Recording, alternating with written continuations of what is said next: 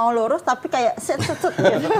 Begini-begini, udah Kayak akhirnya nggak ketemu gitu loh kok. Oke. Gitu. Terus dari situ? Mulai jarang ke gereja juga, karena kayak mungkin di yang sebelumnya terlalu keras gitu. Terus aku pindah ke yang satu, di sini diterima sih, tapi tidak ada benang merahnya kok. Yang di mana maksudnya? Yang di gereja yang terakhir maksudku. Oke. Terus? Tidak ada benang merahnya gitu. Oke, kamu yang sebagai pendosa. Ya, mau tahu ayatnya? Paulus sendiri nyebut Yesus itu juga pengantara. Iya kan, bukan Tuhan ayatnya. berarti gitu loh. Ya, kalau itu masih perdebatan lah ya. Di Galatia 3 ayat 20. Seorang pengantara bukan hanya mewakili satu orang saja, sedangkan Allah adalah satu. Pengantara itu siapa? Yesus. Ini kata Paulus. Iya. Berarti Paulus juga menganggap Yesus adalah seorang pengantara. Iya. Terus Paulus kan juga bilang begini, kepalanya wanita atau istri siapa? Suami kan? Suami. Atau laki-laki. Kepalanya suami Yesus. Yesus. Ya kan? Kepalanya Yesus siapa? Bapak. Bapak ya. Berarti kan ada hierarki. Iya. Iya, ada perbedaan otoritas, ada perbedaan wewenang. Berarti kalau ada perbedaan begini kan berarti tidak setara. Tidak setara, betul. Jadi nggak bisa dijadikan dengan konsep kesatuan itu tadi, gitu.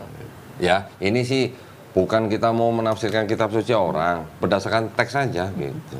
Kalau masalah mereka mau bilang tetap Yesus setara gitu misalnya, karena kan Athanasius di abad keempat juga akhirnya menyetarakan Yesus dengan Bapa, co-eternal, co-equal, ya itu kan karena mereka gitu. Ini kan hanya berdasarkan teks. Terus mamanya? Ya udah masih kekeh, aku sampai di titik yang aku bilang ini the power of zikir, udah terus aku bilang ya udah nggak usah berdebat lagi, daripada juga makin bikin tambah sakit hati.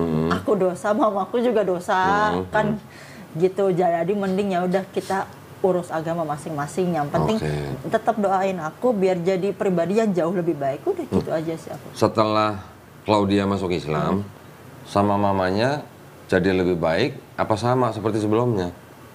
Alhamdulillah aku ngerasanya sih lebih baik sih. Lebih baik. Ngasih duitnya lebih nggak? Mungkin karena dari segi itu ya kok. Oke. Ya maksudnya lebih perhatian sama mamanya. Betul, ya gitu, kayak aku bisa mencukupi hal-hal yang tadinya aku tidak mampu. Gitu ya. Mungkin mamaku sempat ngomong pindah Islam karena harta ya. Aku sempat jawab saat itu gitu. Hartanya tetap sama aja gitu. Tapi ini pure karena Allah gitu. Tapi pas setelah itu aku berdoa ya, bismillah, insya Allah memang itu akan menjadi doa baik buat aku, bahwa aku pindah dan Allah akan melimpahkan dan mencukupkan semuanya. Udah gitu sih. Akhirnya aku berpikirnya biar tiap doa yang diucap, mungkin sangkaan-sangkaan itu biar jadi doa baik aja buat aku sih. Aku mikirnya. Nah, pengen denger nih, kan Claudia kerja di perusahaan apa? Aku di F&B kok, di F&B. bisnis konsultan. Teman-temannya campur, Kristen Islam campur? Ada Kristen Islam, ya. Tapi maksudnya nggak ada perdebatan atau apa, enggak kan? Enggak. Baik-baik saja kan? Baik-baik aja. Gimana waktu sebelum bersyahadat nih, sama teman-teman di kantor tuh gimana? Apakah Claudia pernah mengajak orang Islam untuk masuk Kristen atau enggak? Enggak pernah. Karena aku ngerasa aja, aku aja masih kosong gitu loh. Cuman yang aku bilang kan, the power of zikir itu. Jadi aku tiap ditanya orang kenapa, aku merasakan the power of zikir. Dan aku nggak bisa menceritakan itu secara teks, karena yang bisa ngerasain kan cuman aku gitu. Karena udah ngujinya sampai 4 kali. Gitu. Kurang ajar juga. Udah dikasih 3 kali, masih aja nambah sekali lagi ya. Gitu jadi, dan aku udah baca juga di Alkitab gitu kan. Aku udah berusaha buat membedah lah gitu, maksudnya. Ya bener, aku cuma ngikut Yesus kok. Gitu. Yesus nggak bilang orang yang mau masuk surga yang ikut aku harus Kristen, nggak ada. Bener. Gitu. Jadi ini mohon maaf ya, jadi bukan apa. Yesus sendiri di dalam 4 gospel, Matius, Markus, Lukas, Yohanes, pertama-tama nih nggak pernah nyebut kata Kristen. Ya. Nggak pernah ngajarin konsep Kristen. nggak pernah ngajarin Trinitas. Bener loh ini. Kalau kita baca semua nih, Matius, Markus, Lukas, nggak ada nih ketiga hal ini. Jadi Kristen memang tidak diciptakan oleh Yesus. Iya. Tapi malah yang dilakukan oleh Yesus dan yang diajarkan oleh Yesus dalam 4 gospel ini, kalau kita mau jujur tanpa doktrin ya, tanpa doktrin, ini sebenarnya ajaran Islam. Yesus sujud, kita sujud. Kita sujud, Ya. iya. Yesus nggak makan babi, kita nggak makan babi. Yesus puasa, kita puasa. Yesus apa namanya? 40 hari itu sama nggak sih? Kak? Sunat. Heeh. Ya, sunat. Islam sunat. Ya. Yesus istilahnya ibaratnya terlepas dari siapa yang disalib, jenazahnya Yesus dikafani. Kita orang Islam mati dikafani. Terus yang 40 hari baru naik itu sama ya? Sama di Islam. 40 hari baru naik maksudnya setelah kalau di Islam itu Nabi Isa alaihissalam diangkat sebelum peristiwa penyalipan. Udah diangkat dulu kan? Kayak ditukar gitu diselamatkan, kan? Ya. iya diselamatkan. Nah, terus bedanya apa lagi? Nanti kalau ada orang bilang, loh kalau lo mau bilang ikut Yesus, Yesus dibaptis. Iya. Orang Islam dibaptis nggak? Ayo lo. Enggak kan? Kan gini, kan kita bilang nih, Yesus sujud, Yesus nggak makan babi, Yesus puasa, Yesus sunat, Yesus dikafanin. Nanti ada orang Kristen bilang, kalau lu mau bilang Yesus Muslim, karena 5 ini, terus orang Islam dibaptis nggak gitu? Jawabnya gimana? Mandi wajib nggak sih? Nah, Iya kan? itu.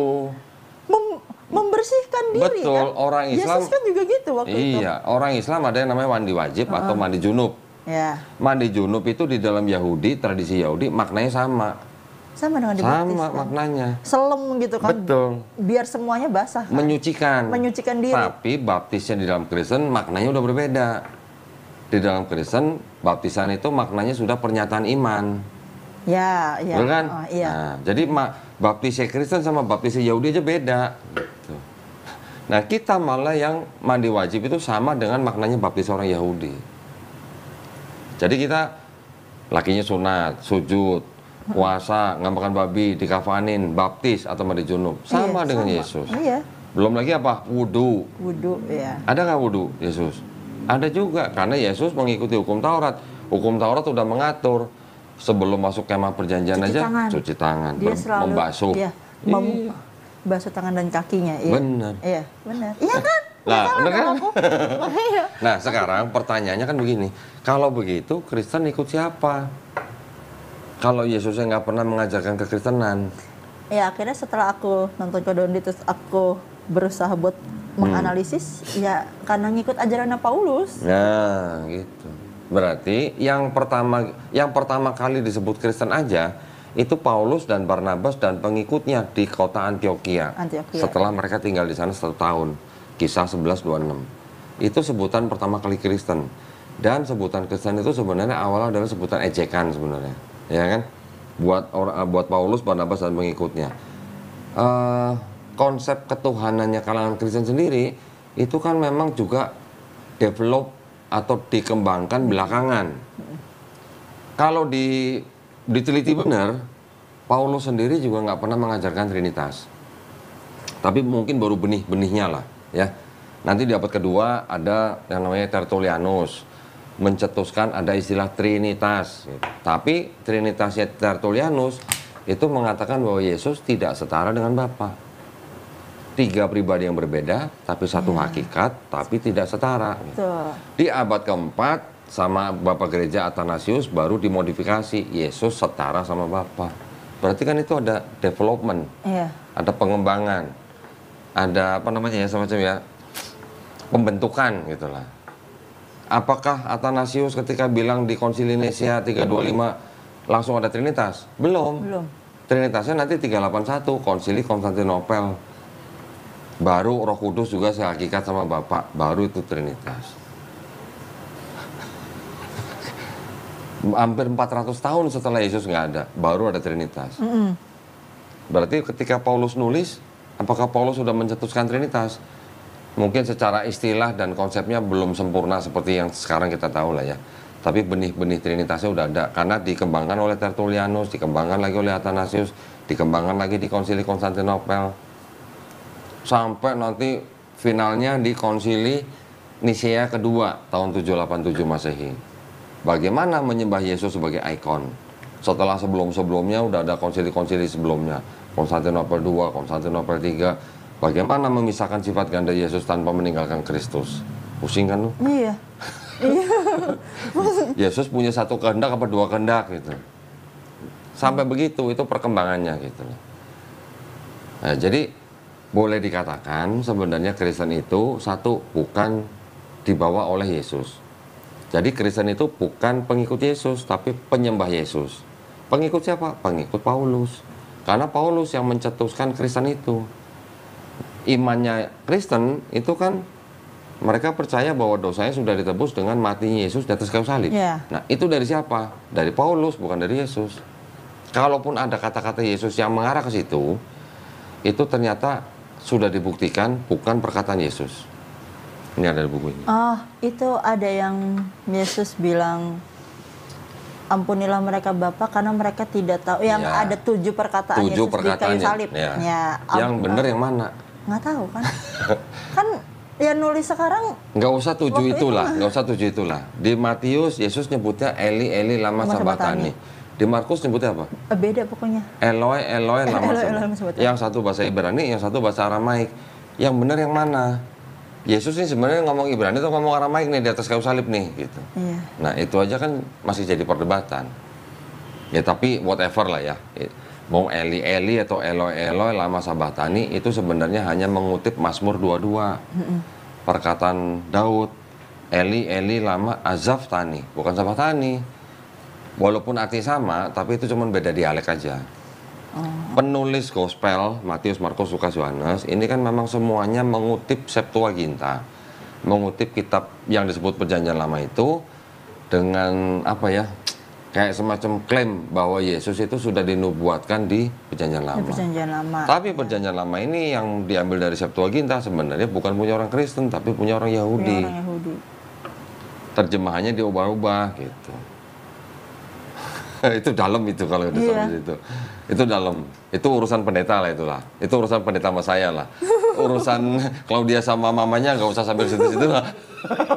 Ya, Nanti malah papanya pusing kan. Iya. Ya, gitu. Aku cuman ngomong ya, aku cuman ikut Yesus kok. Yang simpel-simpel gitu sih. aja. Ya.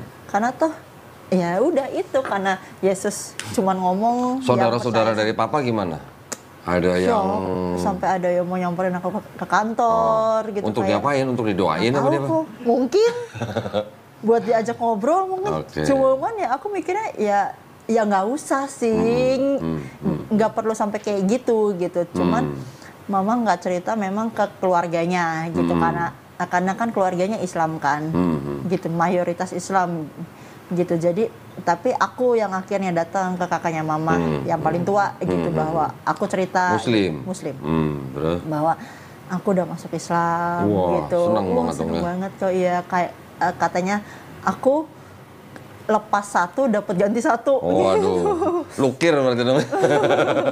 Karena ya maksudnya akhirnya ceritalah dulu mama kamu waktu pindah kan nggak ada ngomong sama saya gitu. Tahu-tahu pindah, tahu-tahu mau nikah secara Kristen gitu. Saya kan juga nggak tahu waktu itu gitu. Makanya aku cerita ya kalau aku kemarin aku sempet ngomong ke mama, yang penting aku ngomong terlepas diizinkan atau tidak ya itu masalah belakang. Yang penting aku sudah menganggap dia sebagai ibu ya aku cerita lah. Ngasih gitu. tahu. Ya. Jadi ya aku kasih tahu gitu. Oke, ini kan masalah keluarga lah ya. Tapi yang jelas kan istilahnya Claudia kan sudah merasa mandiri, dewasa. Jadi sudah berhak menentukan pilihannya sendiri dan juga dilindungi oleh Undang-Undang Dasar 1945 Pasal 29 ayat 2. Sekarang masalah Claudianya sendiri nih. Setelah bersyahadat terus belajar Islami gimana? Aku belum belajar sih. Maksudnya aku belajar sholat tuh dari YouTube. Oke. Sampai yang akhirnya, yang tadinya masih nggak tahu banget nih doa iftitah tuh panjang banget kan kok. Buat aku kalau ada yang pendek. Apa? Doa iftitah tuh nggak cuma satu. Kalau yang versi Muhammadiyah mungkin panjang, yang versi NU mungkin lebih pendek. Ya, boleh yang mana? Karena aja. aku lihatnya dari YouTube doang ya gitu. Jadi kayak mukenanya juga aku dikasih gitu-gitu. Jadi kayak aduh. Dari Masjid Sud Mutianya nggak ada pembinaan? Ya ada sih, maksudnya aku juga nggak ditanyain buat mau belajar ngaji enggak ada, ya udah aja Ada gitu. mungkin kalau dianya nggak ikut Aku kali. sempet nanya, aku mau ikut kajian di sana gimana, tapi diarahinnya ke Al Azhar gitu. Oh, Al Azhar. Oke. Terus Gitu udah ke Al Azhar belum? Belum. Ini berarti ini kan. Belum. Di Al Azhar ada sebenarnya. Belum juga ke sana gitu. Nah, cuman akhirnya yaitu belajar sholat dari YouTube, bacaan-bacaan juga aku lihat dari YouTube, terus kayak abis sholat baca ayat kursi itu juga aku taunya dari TikTok gitu. Jadi tiap abis ya ayat kursi sekarang udah mulai dikit-dikit hafal walaupun belum full gitu. Tapi karena biasa abis sholat baca itu terus sama Subhanallah 33, Alhamdulillah 33, Allahu Akbar 33 kali, terus baru ayat kursi gitu, terus baru doa, udah gitu sih. Kalau saya dulu waktu baru-baru menghafal ayat-ayat Quran, yang saya kejar duluan udah pasti kan Al-Fatihah. Setelah itu kan trikul. Trikul ya. Trikulnya. Setelah trikul, saya kejar hafal ayat kursi. Saya kejar, diutamain.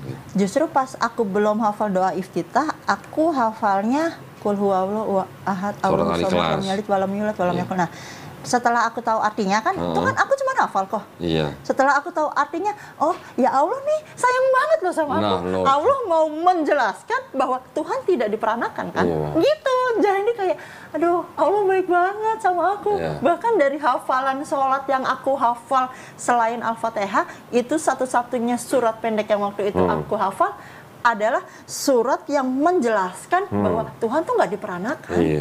Jadi kayak aku merasa Allah tuh sayang banget sama aku, sampai di bacaan surat yang aku hafal pertama kali aja, surat yang menjelaskan bahwa ya soal yang aku percaya di sebelumnya gitu loh, kayak aduh, ada relate gitu ya. Iya gitu loh, kok kayak mengoreksi dan menjelaskan. Gitu baru abis itu hafal Al-Kautsar. Al-Kautsar. Itu. Al-Kafirun. Belum kok, belum.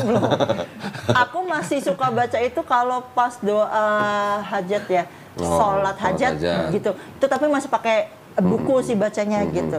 Doa kunut juga masih pakai buku bacanya gitu. Nggak apa-apa, pelan-pelan, step by step. Pelan-pelan benar. Tapi disempetin hafal surat ayat kursi ya, ayat kursinya. Disempetin. Itu kan ada di dalam Quran surat Al-Baqarah ayat 255. Itu dihafalin. Itu.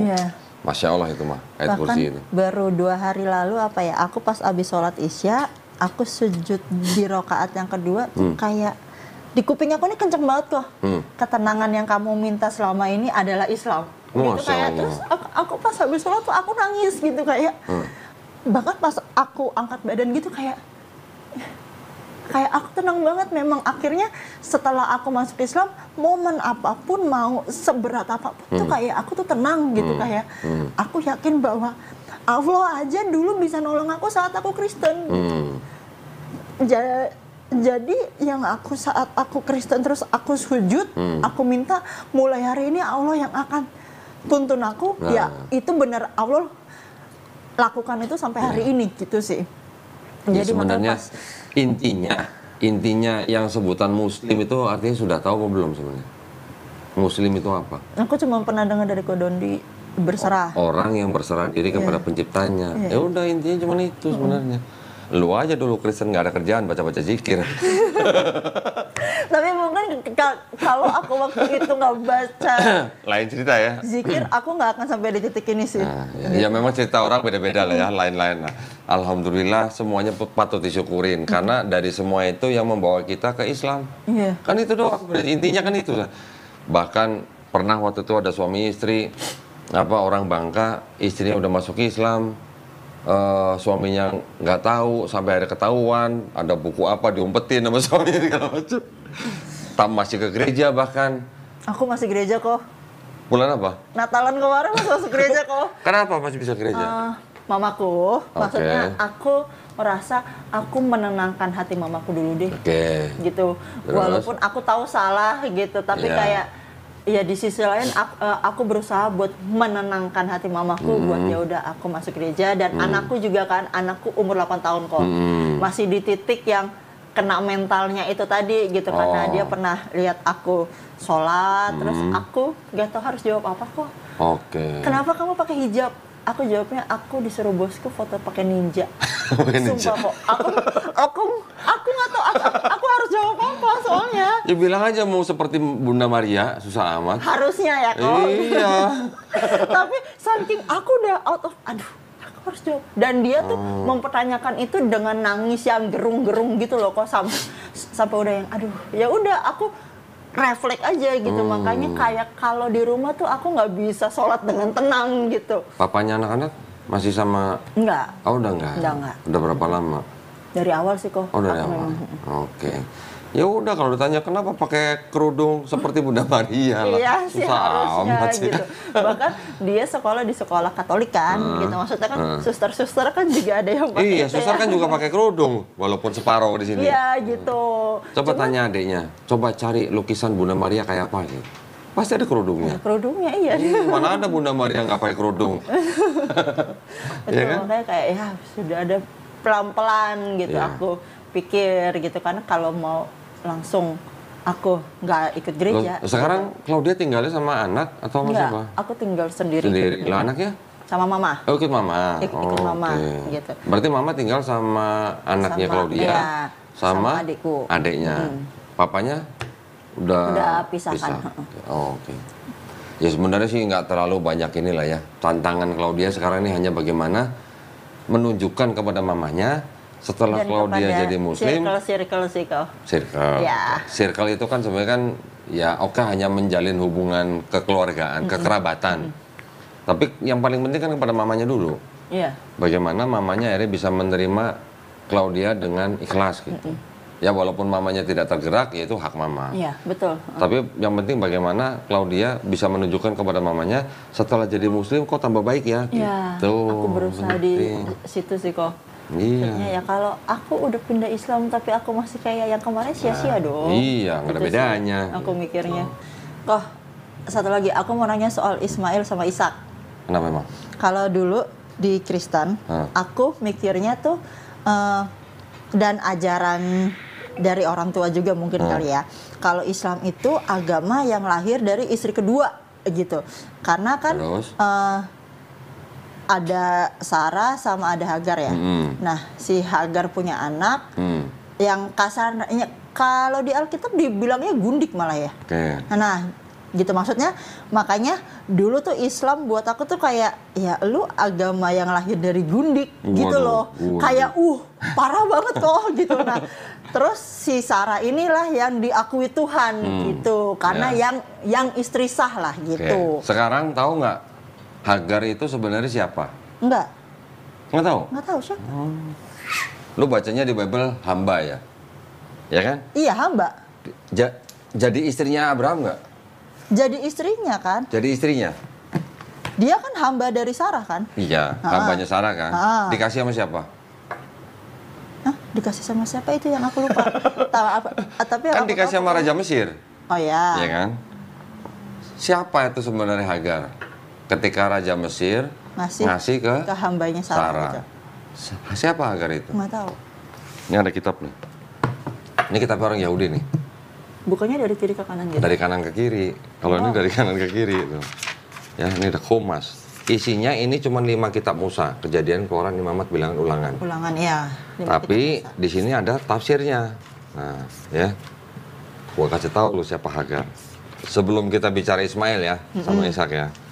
Emang kalau di Bible Claudia waktu itu yang disembelih sama Abraham siapa? Yang mau dikorbankan apa yang disembelih? Yang mau dikorbankan Gua kan tadi Ishak. nanyanya yang disembelih ya? Ya, Oh, berarti lu udah tahu jawabannya. Yang mau dikorbankan siapa? Ishak. Ishak, karena tertulis Ishak, gitu Ishak. kan? Baca nih. Ini kan ada kejadiannya, Genesis kan kejadian kan? Genesis kejadian. 16 kan? Ada keterangan di sini. The birth Hagar. of Ismail. Apa? Hagar was Siapa a Hagar? daughter. Farao. Farao itu apa? Firaun. Hagar itu anak Firaun. Lah itu tulisannya. Yang nulis siapa? Yang nulis orang Yahudi, yang punya kitab Tanakh. Ini tafsirnya orang Yahudi.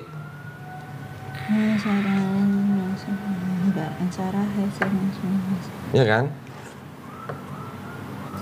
Kejadian berapa? 16 kan? Iya. Adapun Sarai istri Abram tidak beranak, ia mempunyai seorang hamba perempuan orang Mesir, Hagar namanya. Nah ini keterangannya Hagar itu siapa? Anak Was a daughter of Pharaoh. Pharaoh. Putri daripada Firaun. Firaun. Iya. Berarti apa?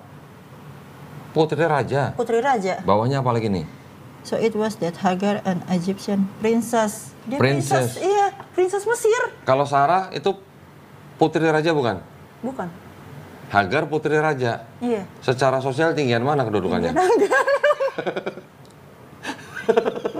Loh, orang dikasih gini kok bingung. Iya. Sarah kan bukan putri raja. Dia kan dari dari Mesopotamia lah ya, menjadi istrinya Abraham. Padahal Sarah itu adalah saudara satu ayah malah sama Abraham. Oke. Hagar harusnya nggak boleh nikah ya? harusnya, tapi ya zaman dulu kan mungkin masih murni lah ya. Oke. Hagar putrinya Raja Mesir. Secara sosial tinggian mana? Hagar. Nah, sampai akhirnya Raja Mesir memberikan Hagar sebagai hambanya Sarah. Ini kan sebuah penghormatan yang sangat tinggi gitu. Iya. Mau disebut gundik, mau disebut hamba, lawang tinggian dia posisinya sebenarnya gitu loh. Apapun disebutnya tetap kasta tinggian dia gitu kan. Karena karena Raja Mesir menghargai Abraham sebagai nabi. Makanya Raja Mesir menghadiahkan putrinya sebagai asisten istrinya nabi gitu.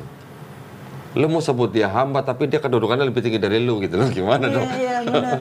Oke, itu pertama ya. Oke. Berikutnya, soal Ismail. Abraham punya anak Ismail umur 86 tahun. Oke. Abraham punya anak Ishak umur 100 tahun. Tuan mana? Ismail. Tuan Ismail. Beda 14 tahun ya. Iya. Ketika Ishak sudah disapi, artinya sama ibunya Sarah sudah disapi, barulah si Ismail diusir, suruh pergi oleh Sarah. Karena dianggap mungkin Ismail mengolok-olok anaknya Ishak gitulah. Kan ada ceritanya kan, diusir kan. Sekarang baca sendiri ya. Baca sendiri. Ini kan cerita Ishak lahir. Oke. Setelah Ishak lahir kan Abraham mengusir Hagar dan Ismail. Dari sini kan. Coba dibaca sampai habis. Di situ ada 2 tempat yang pernah ditempati oleh Hagar dan Ismail. Coba. Atau pakai ini deh biar. Anak-anaknya itu tetapi Allah berfirman kepada Abraham, janganlah segala tanya karena hal yang budaknya itu dan segala yang dikatakan kepada manusia.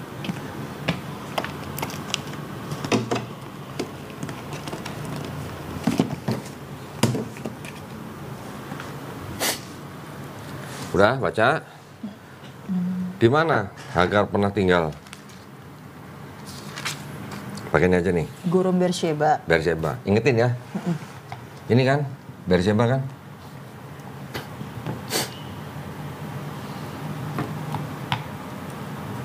Ini nih sorry. Kan mengusir.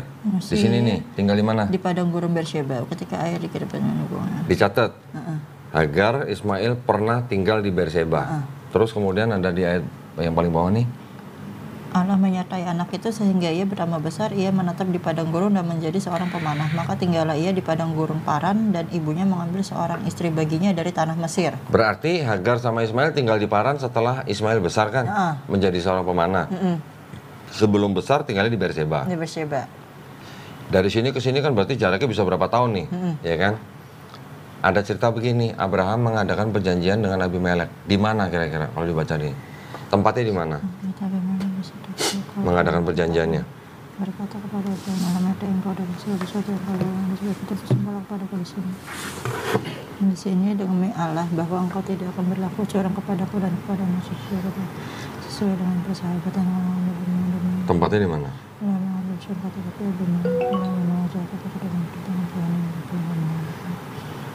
Ayat 31 lah, biar cepat. Baru itu Beersheba. Karena kedua orang tua itu telah bersumpah di sana. Iya. Terus Abraham masih lama tinggal di perjanjian di Beersheba. Pulang Abimelek bersama Abraham menanam pohon di Tamariska di Beersheba dan memanggil di sana nama Tuhan Allah yang ada. Masih lama Abraham tinggal sebagai orang asing di negeri orang Filistin. Ingat-ingat ya, diingat-ingat dicatat ya. Yang pernah tinggal di Beersheba, Hagar dan Ismail. Hagar dan Ismail. Abraham mengadakan perjanjian dengan Abimelek di Beersheba. Terus tiba-tiba yang pasal 22 Abraham menerima perintah nih. Ya. kan? Untuk apa? Untuk Ambillah mengorbankan. anakmu yang tunggal itu yang kau kasihi, yakni Ishak.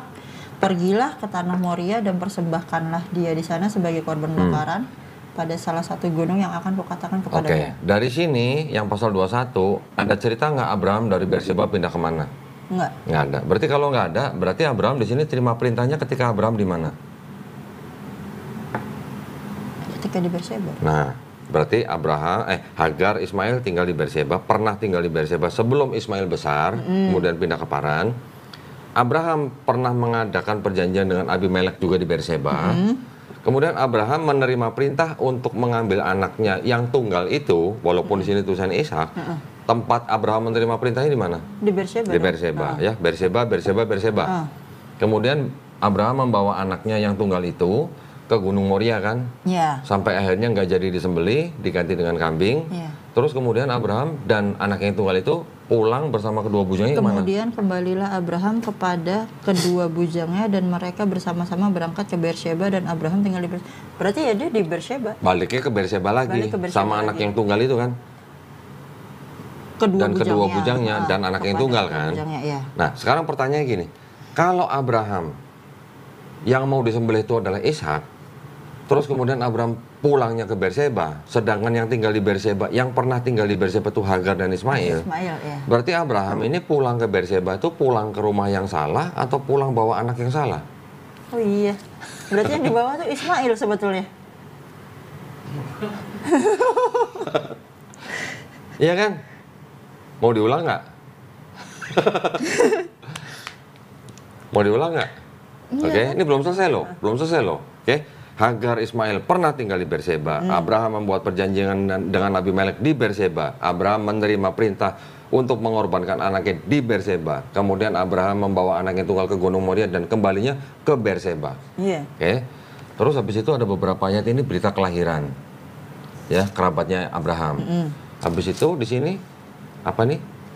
Sarah mati dan dikuburkan. Sarah hidup 127 tahun lamanya setelah itulah Sarah. Kemudian matilah Sarah di Kiryat Arba, yaitu Hebron di tanah Kanaan. Lalu Abraham datang meratapi dan menangisinya. Berarti Abraham tinggal sama Hagar, sama Ya, Ismail. lu yang ngomong bukan gua ya. Lu yang ngomong kan? Kalau Oh iya Abraham, dong. Kan kalau ayatnya dia datang Iya. dan meratapi dan menangisinya. iya, kalau Abraham datang meratapi, datang dari mana? Berseba. Berarti kan kalau begini Abraham tidak tinggal bersama Sarah. Tidak tinggal bersama Sarah. Nah, jawab sendiri. Berarti yang mau disembelih itu siapa? Kalau di sini tertulisnya Ishak, berarti kita cuma berani bertanya. Kalau begitu ketika Abraham kembali ke Berseba bersama anak tunggal dan kedua bujangnya itu pertanyaannya Abraham pulang ke rumah yang salah atau pulang bawa anak yang salah? Gitu aja. Iya. Terus kenapa dia nulisnya salah? Kan ada kepentingan tentang misalnya hak waris misalnya. Hak anak sulung itu buat orang Yahudi kan sangat Hak anak penting, sulung, ya. betul kan? Sekarang gini, buat Hagar, Ismail tuh anak tunggal bukan? Nggak tahu aku. Buat Hagar kan punya anak Ismail. Berarti Ismail ini anak tunggal bukan buat Hagar? Anak tunggal. Anak tunggal. Iya. Buat Sarah, Ishak anak tunggal bukan? Bukan. Iya dong, kan anak pertama. Oh, Ishak. anak pertama ya. Sarah kan anak pertamanya Ishak. Berarti buat Sarah, Ishak juga anak tunggal kan? Ya. Tapi antara Ismail dan Ishak yang pernah jadi anak tunggal yang mana? Buat Abraham. Ismail. Ismail. Jadi kalau dibilang ambillah anakmu yang tunggal yaitu Ishak, nah terus gimana? Iya, benar. Kalau buat Sarah betul, Ishak adalah anak Iya. tunggal. Buat Hagar juga betul, Ismail juga anak tunggal. Iya. Tapi buat Abraham, yang pernah jadi anak tunggal yang Ismail apa yang Ishak? Ismail. Iya. Jadi kalau disebut ambillah anakmu yang tunggal, Pasti tapi dia ngambilnya Ishak, Ismail. iya, tapi kok Ishak gitu. Ya itu kenapa kok Ishak? Nah, jangan nanya gua, nanya yang nyusun Bible dong. Iya, kenapa kok Ishak ya? Bener nggak? Berarti berdasarkan kronologi urutannya, berarti lucu kalau yang mau disembelih itu Ishak. Iya. Karena yang tinggal di Berseba, tinggal di Berseba Hagar itu dan Ismail. Hagar dan Ismail, dan Sedangkan toh dia, Sarah tinggalnya di Hebron. Kenapa ketika Sarah mati kok Abraham harus datang meratapinya? Berarti kan Abraham selama ini tinggal sama Tidak tinggal Hagar, bersama sama Sarah. Ismail. Nah, lu sendiri yang jawab kan, bukan gua. Itu kata Alkitab, bukan Kata kata Alkitab, aku. iya berdasarkan kronologi Iya. gitu. Oke. Terus gimana ceritanya Ismail bisa Islam? Tapi memang Loh. dia Islam. Kalau di Islam nih ya, semua nabi-nabi dari Adam sampai Nabi Isa alaihissalam itu semuanya Muslim. Ya. Muslim dalam arti orang-orang yang berserah diri kepada penciptanya. Dan semua nabi-nabi ini mengajarkan satu ajaran yang sama. Apa? La ilaha illallah. Ajarannya sama-sama. Sampai Nabi Isa alaihissalam. Buktinya di dalam Bible pun, ketika Yesus ditanya oleh ahli Taurat dan orang-orang Farisi, hukum apa yang terutama? Kan Yesus menjawabnya gampang. Shema Israel, Adonai Eloheinu, Adonai Ehad. Sama persis dengan ajaran Nabi Musa di Ulangan 6 ayat 4. Sama. Berarti ajaran Nabi Musa dan ajaran Nabi Isa sama. Shema Israel, Adonai Eloheinu, Adonai Ehad. Di Islam, di Quran, ada ayat turun begini. Qul huwallahu ahad. Allahu somad, lam yalid wa lam yulad wa lam yakul lahu Alhamdulillah. kufuwan ahad. Berarti kalau Adonai Eloheinu, Adonai Ehad sama Qul huwallahu ahad, sama nggak? Sama. Terus Yesus ngajarin Kristen gitu? Ada pribadi kedua, pribadi ketiga, tapi satu hakikat? Nggak ada Yesus ngajarin begitu. Nah, sekarang ini penting nih ya, ini penting. Dari mana ajaran Bapa, Firman, dan Roh Kudus itu ketiganya satu? Pernah baca nggak di situ? Ada nggak ayat yang mengajarkan seperti itu di Bible? Enggak. Ada. Wah, nih GBI-nya perlu dipertanyakan. Di mana? 1 Yohanes agak belakang. Berarti iya belakang. 1 Yohanes pasal 5 Ya. ayat 7. Kesaksian tentang anak. Sebab ada 3 yang memberi kesaksian di dalam sorga, Bapa, Firman, dan Roh Kudus. Dan ketiganya adalah satu, dan ada 3 yang memberi kesaksian di bumi. Itu kan yang ngajarin Trinitas. Iya. Ada Bapa. Karena Firman itu adalah Yesus sendiri dan Yesus adalah Firman. Ya, ada Bapa, ada Firman, ada Roh Kudus, dan ketiganya satu. Kan itu ayat Iya, yang mengajarkan Trinitas. Cuman itu doang. Iya. Pernah lihat ini? Kitab suci Katolik. Belum. Nah, ini pertama kali aku lihat. Ini apa? Tidak untuk diperdagangkan. Ini apa? Dengan pengantar dan catatan lengkap. Ini ya. Terus apa? 2009 dipersembahkan kepada umat Katolik Indonesia oleh Dirjen Bimbingan Masyarakat Katolik Departemen Agama Republik Indonesia. Resmi nggak? Resmi. Resmi dong. Ini ada ayat. Ini ada ayatnya nih. Ini ayat-ayat nih. Ini ada tafsirnya, ada catatan kakinya. Sekarang perhatikan tadi ayat itu dengan ayat yang di sini sama atau beda? Nih, yang di garis bawah nih. Dari sini. Sama apa beda sama yang di Sebab Bible ada itu? 3 yang memberi kesaksian di dalam surga, Bapak lah. Firman dan Roh Kudus, dan ketiganya adalah satu, dan ada 3 yang memberi kesaksian di bumi. Sama nggak sama ini? Coba. Iya, sama semua. Sama. Oke, sama ya. Iya. Sekarang nih di sini bawah ada catatan kaki nih yang di garis bawah nih. Tolong dibaca. Sebab Bacanya nggak kenceng ya. ayat 7 dan 8 di dalam sorga, titik-titik di bumi. Bagian ayat ini tidak terdapat dalam naskah-naskah Yunani yang paling tua, dan tidak pula dalam terjemahan-terjemahan kuno, bahkan tidak dalam naskah-naskah paling baik dari Vulgata. Bagian ini kiranya aslinya sebuah catatan di pinggir halaman salah satu naskah terjemahan Latin, yang kemudian disisipkan ke dalam naskah-naskah oleh penyalin, dan akhirnya bahkan disisipkan ke dalam beberapa naskah Yunani. Karenanya bagian ini pasti tidak asli. Coba tolong diulang karenanya. Karenanya bagian ini pasti tidak asli. Berarti soal Trinitas yang Firman Roh Kudus itu nggak asli. Nah, tidak asli apa kata lainnya? Palsu. Nah, lu yang ngomong kan bukan gua. Untung udah sadar tuh. Iya. Untung udah sadar. Ada banyak dulu ya. Wanita-wanita yang datang ke sini, wanita Kristen. Gua kasih lihat ini, baca sendiri, habis baca gitu tutup nangis. Gue tanya, Mbak, kenapa nangis? Berarti selama ini saya dibohongin ke gereja ya? Bukan saya ngomong. Udah baca sendiri kan? Udah. Nah, nanti di podcast ini nanti bisa ditampilin catatan kaki itu. Itu kayaknya harus deh. Ya, nanti bisa dibaca sama teman-temannya atau mungkin sama mamanya. Oke? Cukup? Cukup. Ismail Ishak udah cukup? Cukup. Oke, berarti Ismail bukan Ishak. Berarti tidak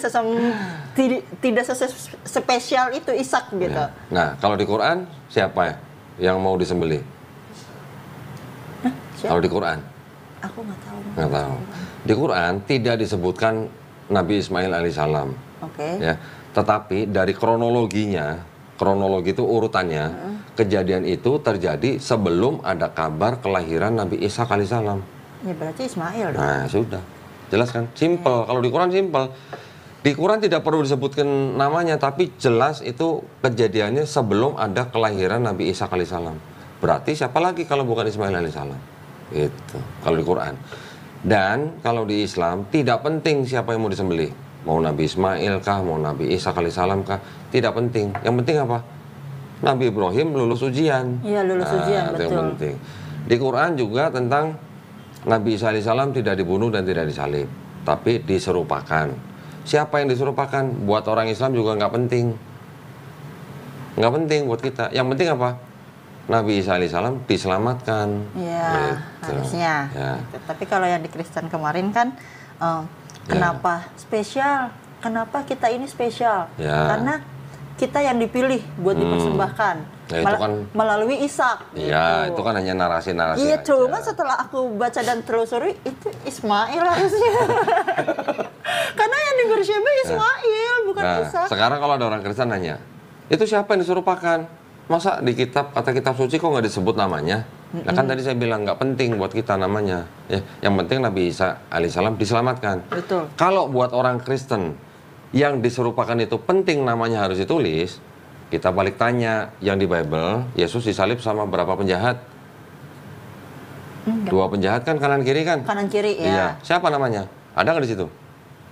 Kan nggak ada juga. Iya. Nah, kalau di situ nggak ada nama 2 penjahat itu, kenapa nanya orang yang diserupakan di Quran gitu Iya. maksudnya. Iya. Ya. Ah, Alhamdulillah. aku berjalan di jalan yang benar. Alhamdulillah. Ya. Bismillah. Bismillah ya. Nah, sekarang minta pesan dong. Minta pesan. Pesan-pesan buat penonton dong, yang muslim, yang belum muslim. Silakan. Pesan buat teman-teman aku ya, yang mungkin aku dulu pernah ngajarin puasa tuh gini gitu, masuk gereja tuh gini gitu. Ya aku nggak menyalahkan apa yang kalian percayai gitu, karena toh dulu aku juga mempercayai itu gitu. Tapi ternyata Islam tuh nggak separah itu gitu, karena setelah aku belajar bahkan di Al-Quran itu ada surat Maryam. Di Al-Quran itu mengakui Yesus dan nama Yesus disebutkan itu banyak gitu. Nabi Isa dan kita di Kristen kan juga mengakui Yesus itu sebagai juru selamat gitu ya, nantinya akan datang di hari penghakiman. Islam juga percaya itu. Jadi Islam itu kayak penyempurna aja sih buat apa yang kita percayai, tapi nggak pernah ada ujungnya. Buat Tritunggal yang kita percayai yang nggak ada ujungnya, Islam tuh menjawab semuanya. Gitu. Jadi kayak aku percaya Islam agama yang benar sih, dan aku mendapat kedamaian itu aja gitu sekarang. Alhamdulillah. Ketenangan itu. Buat teman-teman yang belum muslim, atau mungkin buat teman-teman Kristen yang belum muslim, yang masih Kristen gitu. Yang dulu mungkin sering apa? Belajar Islam deh beneran. Buka deh, buka Al-Quran deh gitu. Buka Gak Al-Quran usah ya. buka Al-Quran segampang buka Google. Itu kan semua ada gitu loh. Enggak, buat teman-teman yang dulu aku ajarin puasa ya. Maaf nih. Oh, jadi dulu mah teman-teman Kristen diajarin puasa. Iya, aku ngajarin puasa. Malah sekarang dia masuk Islam. Ya, malah aku masuk Islam gitu kan. Nah, gimana? Bilangnya gimana dong? Ya, puasanya ngikutin Yesus. Puasanya ngikutin Yesus gitu kan, 40 hari gitu ya, kan aku. Kalau di Islam kita kan puasa Ramadan 30 hari lah, 29 hari. Atau 30 lah ya. Tambah Syawal udah 6 hari. Sama. Ya kan? Cuman kurang 4 hari. 4 hari mah pakai puasa yang apa Senin Kemis juga dikit lah gitu. Artinya kurang lebih sama. Tetapi sebenarnya yang di Ramadan ini yang diwajibkan itu kan sebenarnya kan hanya penyempurnaan dari puasa-puasa nabi-nabi sebelumnya, yang mana orang-orang terdahulu sudah diperintahkan puasa. Nah, kita kan cuman mengikuti dan menyempurnakan sesuai dengan sunnah nabi gitu. Ya kan, dengan perintah dari Quran, dari Allah Subhanahu wa taala, teknisnya, pelaksananya ngikutin sunnah nabi. Gitu. Nah, jadi buat teman-teman yang dulu diajarin puasa sama Claudia, Ya. sekarang kita ngikutin puasa yang sudah disempurnakan. Gitu. Gitu. Jadi ya Mohon nggak maaf salah. ya. Percaya Yesus itu nggak salah, tapi akan lebih baik kalau masuk Islam sebetulnya, karena Yesus nggak pernah bilang dirinya Tuhan. Iya. Kalau kita berdoanya ngomong Tuhan Yesus tuh sebetulnya salah, dah gitu. Ya. Harusnya ya Yesusnya aja Ya, gitu loh maksudnya. ya. Gitu. Ya udah sih gitu, kayak ya udah. Aku percaya itu dari dulu dan sekarang alhamdulillah sudah menyempurnakan kepercayaanku bahwa Yesus itu bukan Masya Tuhan, Allah. masih ada yang di atasnya dia lagi dan sebagainya gitu. Keren. Ada apa yang belum diceritain nggak nih? Yang kelewat nih? Udah semua? Udah, masalah orang tua, Udah lingkungan ya? teman-teman yang mungkin akan shock karena tahu seberapa Kristennya aku. Ini berarti masih ada teman-teman yang belum tahu kalau Claudia udah Banyak masuk kok, Islam. banyak banget. Oh, masih banyak? Mungkin yang tahu cuman berapa orang kali ya, masih bisa dihitung jari gitu. Oke. Karena aku nggak mau menimbulkan perdebatan karena keislaman Ya, yang sekarang. Aku nggak mau mengganggu ibadahku juga dengan harus. Aku Melayani. merasa bahwa aku belum cukup ilmu buat Ya. balas debatan kalian, Oke. gitu. Aku tahu ini benar gitu. Ya, Tapi buat ilmu yang lebih itu kan aku belum sampai ke sana. Buat adu debat lah gitu. Ya, Mungkin kalau pendeta aku juga lihat, kakak rohani aku di GBI lihat gitu kan. Ya, Tapi artinya nih gini, kan Claudia udah berani podcast nih, ya di channel Donditan. Berarti udah siap ya nanti ya. iya, insya Allah. Tidak perlu semuanya dijawab atau diladeni. Yang penting jangan sampai mengganggu ibadahnya Claudia. Betul, Gitu maksudku aja. itu sih kok, maksudku. Tujuan kita podcast di sini hanyalah apa? Hanya untuk sharing dan saling menguatkan iman para penonton juga yang Muslim. Ya, syukur-syukur kalau ada yang temen yang dari belum Muslim mau menjemput hidayah, alhamdulillah itu bonus. Aku merasakan banget itu the power Iya. of zikir, Nah. fast track. Tapi sekarang judulnya kita kan kita hanya sharing untuk saling istilahnya apa? Menguatkan iman, membentengi akidah sama umat Islam. Iya. Gitu aja kan? Ya. Betul. Terima kasih banyak ya Claudia ya. Thank you kok. Mudah-mudahan nanti kalau ada kabar-kabar dari mamanya ya Iya. soal mamanya Iya. ya. Part 2 ya berarti ya. Iya. Kita nggak tahu kalau Alhamdulillah. mamaku nanti ternyata, oh ya sudah. Insya gitu Allah ya. ya kita nggak pernah tahu. Selama mamanya masih hidup, tugasnya Claudia hanya membuktikan kepada mama Betul. setelah jadi muslim lebih baik dan doain mamanya. Kalau mamanya masih Kalau hidup, beda agama nggak nyampe kok. itu kalau udah meninggal. Oke. Ini kan masih hidup. Oke. Gimana? Mamanya masih hidup, beda agama. Nggak apa-apa doain. Aku tetap doain sih tiap habis sholat itu. Tetap doain selama masih hidup. Nanti kalau mamanya tetap nggak mau terima Islam, terus kemudian sudah meninggal, baru kita nggak boleh doain. Bedanya di situ, ya. Oke, mudah-mudahan nanti kita bisa sambil saling mengisi, melengkapi lah ya, sambil belajar. Baik, terima kasih banyak perhatiannya ya dari para pemirsa. Mudah-mudahan tadi cerita serunya Claudia ini bisa membentengi akidah kita, memperkuat iman kita, dan membawa inspirasi buat kita ya. Semoga juga bermanfaat buat para pemirsa. Buat para pemirsa juga yang ingin mendukung perjuangan dakwah kami, dipersilakan untuk mengirimkan ke Bank Muamalat dengan nomor 3030 300 300 ya. Bagus ya nomornya? Bagus ya nomornya. Biar gampang transfer maksudnya.